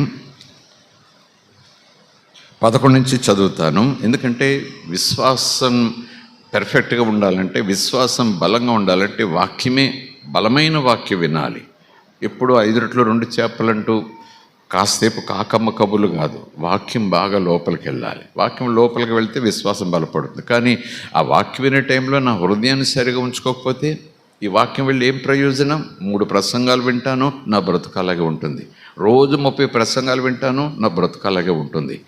దాదాపు ప్రపంచాన్ని తలకిందులు చేసిన భక్తుల ప్రసంగాలు, రోజు ఉదయం 3 ప్రసంగాలు వింటాను, మధ్యాహ్నం 3 ప్రసంగాలు వింటాను, రాత్రి 3 ప్రసంగాలు వింటాను. బ్రేక్ఫాస్ట్ అదే నాకు, లంచ్ అదే నాకు, ఈవినింగ్ డిన్నర్ అదే నాకు అని చెప్పుకొని గర్వపడేవాళ్ళు చాలామంది ఉంటారు. నేనంటాను, లేదా ప్రభు అంటాడు, ఆ వచనాలు, ఆ బోధలు నీలో ఏమైనా పనిచేస్తున్నాయా? ఆ ప్రసంగం నీలో ఏమైనా పనిచేస్తూ ఉందా? నీ ఆత్మీయ జీవితంలో ఏదైనా మార్పు తీసుకొస్తా ఉందా? ఏం మారావు? ఎంతవరకు మారావు? ఎందులో మారావు? ఎక్కడ మారావు? చూపించు అని పరిశుద్ధాత్మ అడిగితే అప్పుడు మనం నోరు తెల్లబెట్టాలి, గుడ్లు తెల్లబెట్టాలి. 30 ప్రసంగాలు ఏంటి, ఏమైంది? 3 ప్రసంగాలు ఏంటి, ఏమైంది? ఫలానా దైవజనుడి ప్రసంగం ఏంటి, ఏమో అభిషేకం వస్తే రావచ్చేమో, కానీ ఆ వాక్యం నీలో పనిచేయాలి. ఆ వాక్యం నీలో పనిచేయాలి. స్తోత్రం కలుగునుగాక. హల్లెలూయా. ఒక ఆయన ప్రార్థన చేసుకుంటాడట, రోజు ప్రార్థన చేస్తాడట, దాన ధర్మాలు చేయటంలో ఆయనే సాటట. ఇంట్లో పనోళ్ళు కూడా ఆయన గురించి చెప్పుకుంటున్నారు, ఆయనతో పాటు పనిచేసే ఉద్యోగస్తులు ఆయన గురించి చెప్పుకున్నారు. ఊళ్ళో వాళ్ళందరికీ కూడా ఆయన చేసే కార్యాలన్నీ కొట్టిన పిండే. మన ఊర్లో మన దేశంలో ఆయన తర్వాతే ధర్మానికైనా దానానికైనా భక్తికైనా అన్నట్టు చెప్పుకుంటున్నారట. కొన్నేళ్ళట ఆయన ప్రార్థన కూడా దేవుని దగ్గరికి వెళ్ళిపోయిందట. ఆయన దాన ధర్మాలు కూడా దేవుడు చూసేశాడట. స్తోత్రం కలుగును గాక. హల్లెలూయా. సో చూడండి, అక్కడ ఆయన అనుభవాలు చూడండి, దేవుని అంగీకారం చూడండి. దాన ధర్మాలు చేస్తున్నాడు, ప్రార్థన చేసుకుంటాడు, కుటుంబంతో పాటు ప్రార్థన చేసుకుంటాడు, పని వాళ్ళకు కూడా ప్రార్థన చేసుకోమని చెప్తాడు, పని వాళ్ళని కూడా ప్రార్థనలో కూర్చోబెడతాడు. పని వాళ్ళు కూడా ఆయన భక్తి జీవితం గురించి చెప్పడమే కాదు, ఆయనకిలాగా భక్తి పరులు అవుతున్నారు పని వాళ్ళు కూడా. అంత సెటప్లో ఉన్నా, అంత అనుభవం ఉన్నా, అంత ఆత్మీయతలో ఉన్నా దేవుని యొక్క దూత కొన్నేళ్ళకి ప్రత్యక్షం ఏం చెప్తాడు? సీమోను పేతురు ఉన్నాడు పలానా చోట, ఆయన పిలిపించుకుని కాళ్ళు గడుగు అని అనలేదు, ఆయన పిలిపించుకుని మెడలో దండయ్యని అనలేదు, ఆయన పిలిపించుకొని 3 పూట్ల భోజనం పెట్టి పంపించి నేను ఆశీర్వదిస్తానని అనలేదు. అతడిని పిలిపించుకో, అతడు చెప్పే నా మాట విను, నా మాట విను. స్తోత్రం కలుగునుగాక. రావా శాందర రీదరియా. ఆయన మాట, దేవుడు తన మాటకు తానే విలువిస్తాడు. ఆ దూతే దేవుని మాట చెప్పొచ్చు కదా. ఆయన ఎవరో మానవ మాత్రుడు, కొన్నేళ్ళేమో అధికారి, పేతురేమో చేపలు పట్టేవాడు, ఏదో నిలువుటంగి వేసుకుని శిష్యుడిగా వీధులంపడి సంచి భుజాన్ని వేసుకుని తిరిగేవాడు. ఈయనేమో అధికారి, ఈయన చేతి కింద పనోళ్ళు ఉన్నారు, రాజుగారి దగ్గర సైన్యం మీద అధికారిగా అయితే ఉన్నాడు, మంచి భక్తపరుడు. ఆయన చెప్తే ఈయన వెంటండి. నిజానికి కొన్నేళ్ళ స్టేటస్ని బట్టి పేతురు గారే చాప మీద కూర్చొని, కొన్నేళ్ళు గారు నాకు చెప్పండి దేవుడు మీకు కనపడ్డాడు, ఈయన చెప్పాడని పేతురు అనాలి. అంటూ లోకం తీరేలాగా ఉంటుంది. ఈయన స్టేటస్ ఏంటి, ఆయన స్టేటస్ ఏంటి, ఆయన చెప్తే ఈయన వెంటవేంటి, ఈయన చెప్తే ఆయన వెంటవేంటి అంటూ లోకములు తిరుగుతుంది. సంఘమా వాక్యం ఎవరు చెప్పారు, ఎక్కడి నుంచి వచ్చారు, నా స్టేటస్ ఎంత కాదు. నీదేమో వినాల్సిన స్టేటస్, మరొకరిది చెప్పాల్సిన స్టేటస్. ఆ స్టేటస్ ఎవరిచ్చారు? దేవుడిచ్చాడు. ఈయన ప్రార్థన దేవుడు విన్నాడట. పేతురు కూడా అక్కడ మేడ మీద ప్రార్థన చేస్తున్నాడు. ఇద్దరు ప్రార్థన చేస్తున్నారు, ఇద్దరు ప్రార్థన దేవుని దగ్గరికి వెళ్ళేది. ఇక్కడ దూత కనపడ్డాడు, అక్కడేమో దర్శనం కిందకు వచ్చింది. Both are equal in the sight of God, exactly according to the experiences. కానీ లేఖన ప్రకారం చూస్తే స్టేటస్లో మార్పు. నువ్వు వినాలి, ఆయన వచ్చి నీకు చెప్పాలి, ఆ చెప్పిన మాట నువ్వు అంగీకరించాలి, ఆత్మకార్యం జరుగుతుంది. Praise the Lord. హల్లెలూయా. పేతురుని పిలిపించుకున్నాడు. అయ్యా నువ్వు రావాలట, నువ్వేదో చెప్పాలట, దేవుడు దూత నాకు ఆ మాట చెప్పాడు, నువ్వు వచ్చే వరకు వేసి కూర్చున్నానయ్యా, అందరినీ కూర్చోబెట్టానయ్యా, రావయ్య బాబుని కాళ్ళ మీద పడిగితే గబగబా కాళ్ళ మీద లేపేసి నా కాళ్ళు పట్టుకోవద్దు, నేను కలిసి ఆయన కాళ్ళ దగ్గర పట్టుకోవాలి అని అంటూ, ఎందుకు నన్ను పిలిపించావు కొన్నేళ్ళి అని అడిగాడు. ఎందుకంటే కన్ఫర్మ్ చేసుకోవాలి. నువ్వు వెళ్ళు, కొన్నేళ్ళు నువ్వు చెప్పే మాట వింటాడు, నువ్వు సువార్త చెప్పాలి, వెళ్ళి నా గురించి మాట్లాడని అక్కడ చెప్పేశాడు. వెళ్ళను అనొద్దు. వెంటనే పేతురు ఇక్కడికి వచ్చినా ఊరికినే దేవుడు నన్ను పంపడు, అక్కడ కొన్నేళ్ళు నీకు మంచి భోజనం పెడతాడు. వెళ్ళి పేతురు, ఇక్కడే ఉంది ఈ చర్మకారిని ఇంట్లో, నీకేమొస్తుంది? ఏం కాదు, 2 ఐటమ్స్తో భోజనం. కొన్నేళ్ళ ఇంటికి వెళ్ళు, 60 ఐటమ్స్తో భోజనం రెడీ చేస్తాను నీకు. అలా పంపలేదండి. పేతురు అక్కడికి వెళ్ళి ఏదో చెయ్యాలి. స్తోత్రం కలుగునుగాక. ఒకవేళ దేవుడు పేతురుకు చెప్పాడు, నువ్వు వెళ్ళు, నేను రానని అనొద్దు, నువ్వు వెళ్ళు, కబురు రాగా నువ్వు వెళ్ళిపో అక్కడికి అన్నాడు. వచ్చిన తర్వాత పేతురు ఏమంటున్నాడు? ఎందుకు నన్ను పిలిపించావు? దేవుడు కూడా నన్ను వెళ్ళమన్నాడు. ఎందుకు పిలిపించావంటే, నువ్వేదో మాట చెబుతావట, మాట నేను వినాలట, చెప్పు బాబు అన్నాడు. స్తోత్రం కలుగునుగాక. కొన్నేళ్ళు వింటున్నాడు, కొన్నేళ్ళు పనివారు వింటున్నారు, కొన్నేళ్ళు స్నేహితులు వింటున్నారు, కొన్నేళ్ళు బంధువులు వింటున్నారు, పెద్దవారు గొప్పవారు కుర్చీలో కూర్చున్న వారు కింద కూర్చున్నారు, అందరూ వింటున్నారు. దేవుని మాట ప్రవాహం వల్ల వెళతా ఉంది. అక్కడ ఉన్న వారందరి మీదకి ఆత్మ దిగి వచ్చేశారు. స్తోత్రం కలుగునుగాక. వాక్యం ఆత్మకార్యం జరగటానికి వాక్యం, దేవుడి కార్యం జరగటానికి వాక్యం, దేవుని యొక్క చిత్తం ఎరుగుటానికి వాక్యం. నువ్వు దూరంగా ఉంటే బ్రతుకు లేదు, భవిష్యత్తు లేదు, వెలుగు లేదు, జ్ఞానం లేదు, అభివృద్ధి లేదు, ఫలం లేదు. ఆర్టిఫిషియల్ ఇంటెలిజెన్స్ ఎంత ఉన్నా సరే నోవే. ఆర్టిఫిషియల్ ఇంటెలిజెన్స్తో యేసు రూపం కూడా మన ముందుకు వచ్చేసేలాగా చేసేయచ్చు. పాస్టర్ గారు అక్కర్లేకుండా పాస్టర్ గారు ఉన్నట్టుగా ఎక్కడి నుంచి చెప్పించేయచ్చు ఆర్టిఫిషియల్ ఇంటెలిజెన్సీతో. పరలోకమే మన ముందుకు వచ్చేలాగున మన అరచేతుల్లో చూపించవచ్చు ఆర్టిఫిషియల్ ఇంటెలిజెన్సీ. ఒక ఆయన అంటాడు, ఆర్టిఫిషియల్ ఇంటెలిజెన్స్ ఎంత దూరం పోతుందంటే, ఎంత లోపలికి పోతుందంటే, ఎంత తీవ్రమైపోతుందంటే, ఎంతగా హద్దులు దాటిపోతుందంటే, ఇక ఆర్టిఫిషియల్ ఇంటెలిజెన్సే దేవుడైపోతుంది లోకానికి. ఇక దేవుడు అక్కర్లేదు లోకానికి. దేవుడిని బీట్ చేస్తుంది ఆర్టిఫిషియల్ ఇంటెలిజెన్సీ. ఇంకెవరు దేవుడే అంటూ లోకమంతా ఆర్టిఫిషియల్ ఇంటెలిజెన్స్ మీద ఆధారపడుతుంది. స్తోత్రం కలుగునుగాక అని ఒక వ్యక్తి, ఆ ఇంజనీర్ లేకపోతే సైంటిస్ట్ చెప్తాడు. ప్రజలు దేవుని కూడా మర్చిపోతారు. నిజానికి దేవుడు లేడు, ఉండడు. ఆర్టిఫిషియల్ ఇంటెలిజెన్సే దేవుడు అవుతుంది. లోకాన్ని బ్రతికించేది, లోకాన్ని ముందుకు నడిపేది, లోకాన్ని కట్టేది, లోకాన్ని ముందుకు తీసుకెళ్ళేది అంతా కూడా ఆర్టిఫిషియల్ ఇంటెలిజెన్స్ మీద మనిషి ఆధారపడిపోతాడు. ఆక్సిజన్ తర్వాత ఆర్టిఫిషియల్ ఇంటెలిజెన్స్, ఆక్సిజన్ తర్వాత ఆహారము ఆక్సిజన్ ఎంత ముఖ్యమో, మూడవది మనిషి బ్రతుక్కి ఆర్టిఫిషియల్ ఇంటెలిజెన్స్. అసలు పేరులోనే ఉందండి కృత్రిమం అని, నిజం కాదని. అది నిజమైన ఇంటెలిజెన్స్ కాదట. దాని పేరేం పెట్టారు చెప్పండి, చెప్పాలి. ఏ అంటే ఏంటి చెప్పండి. ఆర్టిఫిషియల్ అంటే కృత్రిమం, ఇస్ నాట్ రియల్. అక్కడే ఒప్పుకుంటున్నాడు scientist, this is not real. Real ఒకటి ఉంది, ఇది నాట్ రియల్ అని చెప్తే రియల్ అనేది ఏదో ఉందనే కదండి అర్థం. స్తోత్రం కలుగును గాక. దేవుడు లేడు దేవుని గురించి మాట్లాడుతుంటే ఒక ఆయన అంటాడు, దేవుడు లేడు నిరూపిస్తానంటే, ఉన్నాడు గనక నువ్వు లేడని నిరూపిస్తున్నావు, అంతే కదండి. దేవుడు ఉన్నాడు, లేడు నిరూపిస్తాను రా అంటున్నాడు. ఉన్నాడు గనకనే నువ్వు లేడని నిరూపిస్తానంటున్నావు, అక్కడే ఒప్పుకుంటున్నావు దేవుడు ఉన్నాడని. ఒక ఆయన అనేటప్పుడు నోరు మూసుకుని పోయేటట్టు ఒక ఆయన. స్తోత్రం కలుగునుగాక. ప్రైజ్ ది లార్డ్, హల్లెలూయా. దేవుని నామానికి స్తోత్రం. సో వాక్యం ఎక్కడ పడాలి? లోపల పడాలి. పేతురు గారు వెళ్ళి అక్కడ నిలబడగానే ఆత్మ కుంభరించి జరిగిపోయిందంటే జరగవచ్చు అభిషేకాన్ని బట్టి. అభిషేకం నిలిచి ఉండదు. మనిషి వెళ్ళగానే అభిషేకం వచ్చిందనుకోండి, ఆ మనిషి వెళ్ళిపోగానే అభిషేకం కూడా అలాగ చల్లారిపోతుంది. కానీ మనిషి వెళ్ళిపోయినా ఆ మనిషితో అభిషేకం వచ్చింది. మనిషితో పాటు వాక్కు, మనిషితో పాటు దేవుని ఆత్మ. ఆ మనిషి అభిషేకంతో వాక్యం చెప్పారు. ఆ అభిషేకంతో చెప్పిన వాక్యం విన్న వారిలోకి వచ్చింది. ఈ అభిషేక్తుడు వెళ్ళిపోయాడు. అభిషేక్తుడితో ఒక ప్రభావం పెడితేవాడు చెమ్మగాని, నీలోకి వచ్చిన నిజమైన ఆ వాక్యం నీ మీద అభిషేకం నిలిచి ఉండేలాగున సహాయం చేస్తుంది. నీలో శక్తి నిలిచి ఉండేలా సహాయం చేస్తుంది. నిన్ను నడిపించేలాగా అభిషేకం రోజంతా నీ కూడా ఉంటుంది. కనుక మనిషి వస్తే చాలా అభిషేకం అంటే దైవజనుడు రావాలని కోరుకుందాం, మంచిదే. కానీ దైవజనుడు నోట దేవుని మాట వస్తేనే బ్రతుకు. ప్రైజ్ ది లార్డ్, హల్లెలూయా. అప్పటికప్పుడు ఫంక్షన్ కోసం స్విచ్ లైట్లు పెట్టినట్టుగా దైవజనులు వస్తారు, బాక్సింగ్ లైట్లు వస్తాయి కదా, అప్పటికప్పుడు చేతులేసి ఈ ప్రవచనం ఆ ప్రవచనం అలా ఇలా ఏముంది అభిషేకం, అల్లల్లాడిపోతాం మనం పరిశుద్ధాత్మ ఆవరింపులో. ఆయన వెళ్ళిపోతారు, అభిషేకం కూడా వెళ్ళిపోవచ్చు, ఆ ప్రభావం వెళ్ళిపోవచ్చు. మళ్ళీ ఆయన వస్తే బాగుండును అనుకుంటాం. కానీ ఆయన చెప్పిన ఆయన నోటి నుంచి వచ్చే మాట మన లోపలికి వెళ్ళింది అనుకోండి, ప్రభు చెప్తారు, ఆ మాటల్లో నుంచి ఎప్పుడు కూడా నీకు అభిషేకం రిలీజ్ అవుతూనే ఉంటుంది. అది ఆయనతో వచ్చిన అభిషేకం ఆయనతో పోతుంది. కానీ నా మాటల్లో నాతో నేను నీకు ఇచ్చే అభిషేకం ఎప్పుడు నీటి ఒటగా విత్తనంలోంచి వస్తూ ఉంటుంది, ఆ వాక్యంలోంచి వస్తూ ఉంటుంది. ఆ అభిషేకం నిన్ను ఫలింపజేస్తుంది. అందుకే యోహాను సువార్తలో 15వ అధ్యాయంలో యేసుప్రభు చెప్తారు కదా, మీరు నా యందును నా మాటలు మీ యందు నిలిచి ఉండాలి. ముందు ఆయన యందు వెళ్ళాలి, ఆయన లోపలికి వెళ్ళాలి. ఆ తర్వాత ఆయన మాటలు మన లోపలికి రానివ్వాలి. ఆ లోపలికి వచ్చిన మాటలు మనలను ఫలింపజేస్తాయట. లేకపోతే మనం ఏమీ ఫలించలేం. క్రైస్తవుడు ఎప్పుడు నమ్ముకున్నాం, ఎప్పుడు మరి ఎలాగున్నాం, ఇలాగున్నాం. మాటలో మార్పు లేదు, నడకలో మార్పు లేదు, ప్రవర్తనలో మార్పు లేదు. అసలు దేవుని చిత్తానుసారంగా జీవించే ఆ వైఖరే నాలో లేదు, ఆ బాధ్యతే నాలో లేదు. స్తోత్రం కలుగునుగాక.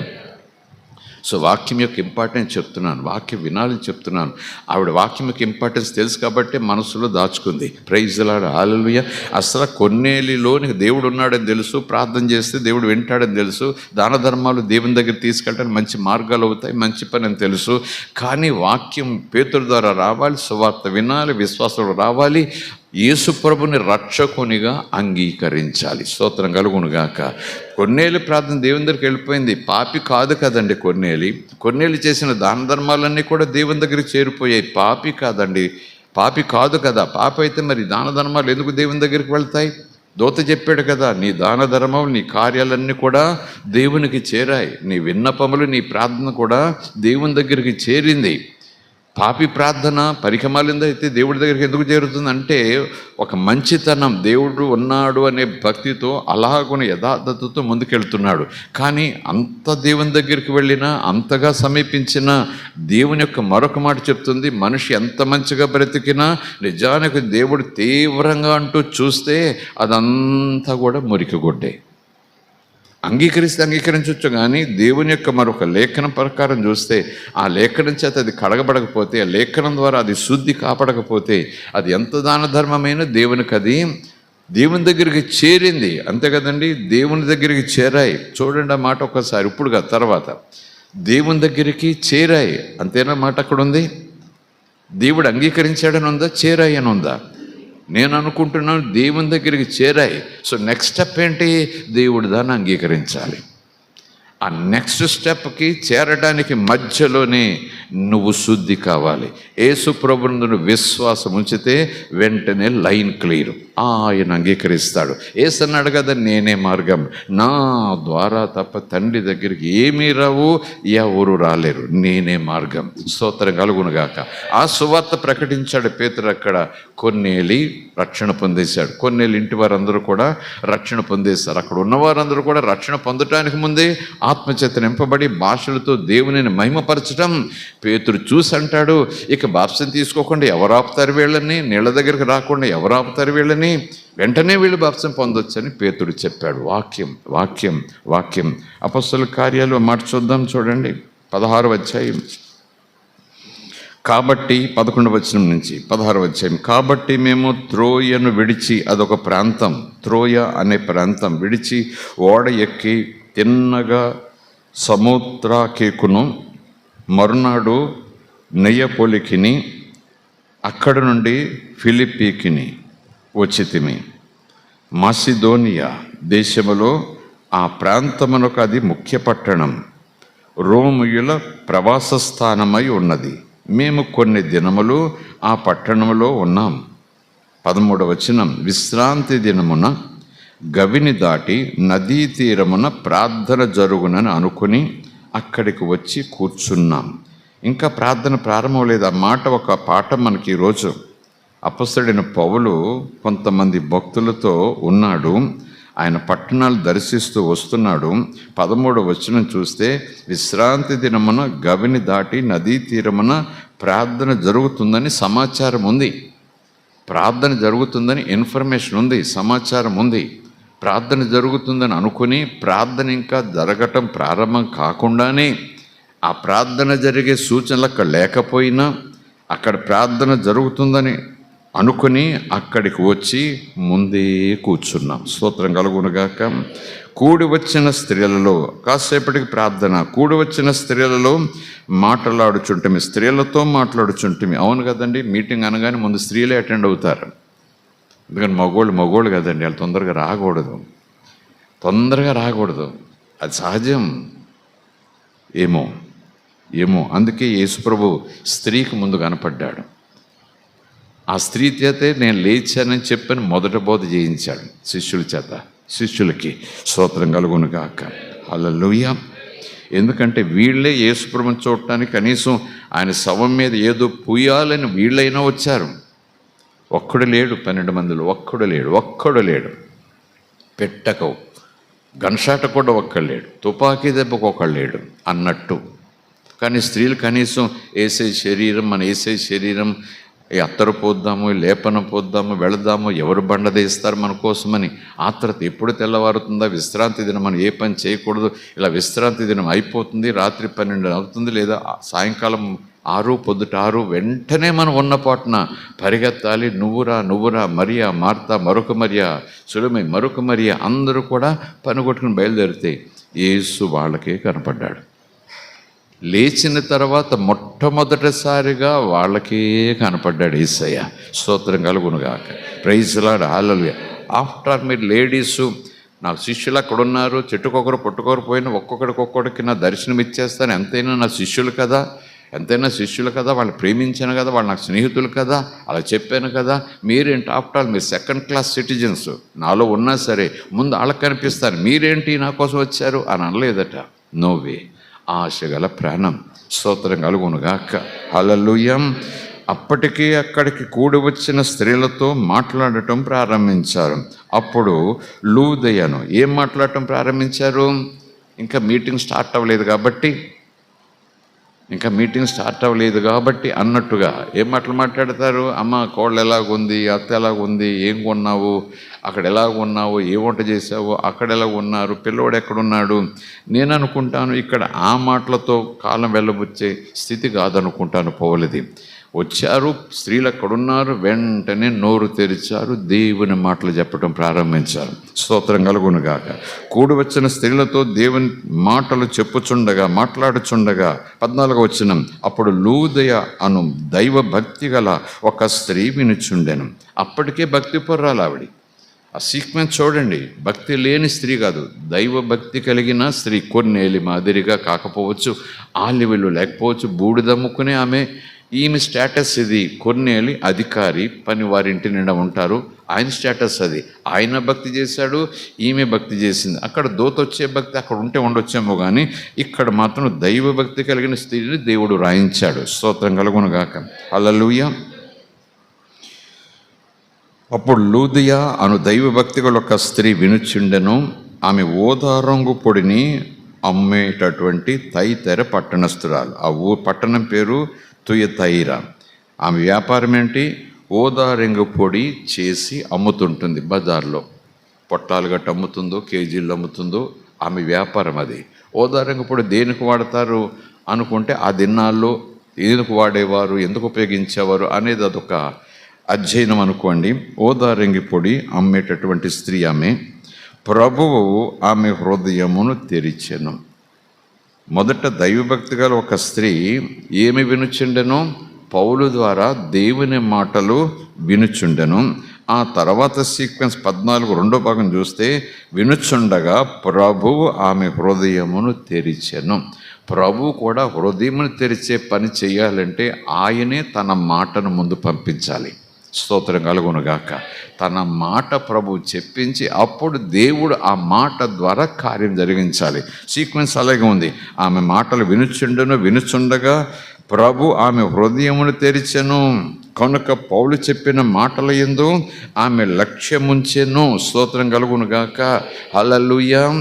దేవుని మాటలు వింటాం కానీ మాటల మీద మనసు పడాలంటే దేవుడు కూడా మనకు సహాయం చేయాలి. దేవుడు కూడా మనలో ఆసక్తిని, కుతూహాన్ని లేపాలి. బహుశా లేఖనాల్లో మరొక చోట ఉన్న మాటను చూసుకుంటే, నేను ఆకర్షించుకోకుండా ఎవరు నా దగ్గరికి రారు అనే మాటల్లో ఉన్న మరొక అర్థం, మరొక భావం ఇదే అయి ఉండొచ్చు. స్తోత్రం కలుగునుగాక. నిజానికి ఎంతమంది మాటలు విన్నా దేవుని సొత్తు, దేవుడు ముద్రించుకున్నవారు, దేవుని ఏర్పాట్లు ఉన్నవారిని దేవుడు ఇలాగ ఆకర్షించుకుంటాడు హృదయాన్ని తెరిచి. స్తోత్రం కలుగునుగాక. Praise the Lord. హల్లెలూయా. ప్రభు ఆమె హృదయమును తెరిచెను గనుక పౌలు చెప్పిన మాటల యందు లక్ష్యముంచెను. ఆమెయు ఆమె ఇంటి వారును బాప్తిస్మము పొందినప్పుడు. మధ్యలో చాలా జరిగింది. ఒక వచనంలో తేల్చేశాడు అక్కడ పరిశుద్ధాత్ముడు. కానీ మాటలు విన్నది, ఆ తర్వాత మాటలు విన్న తర్వాత అయ్యా ఇప్పుడు నేను ఏం చేయాలి అని అడిగి ఉండొచ్చు. అప్పుడు పౌలు కూడా నువ్వు బాప్తిజం పొందాలమ్మా అని చెప్పుండొచ్చు. వెంటనే ఆమె కూడా, ఆమె ఇంటి వారు కూడా ఏం చేశారు? బాప్తిజం పొందేశారు. స్తోత్రం కలుగునుగాక. పొందినప్పుడు ఆమె ఏమంటుంది? నేను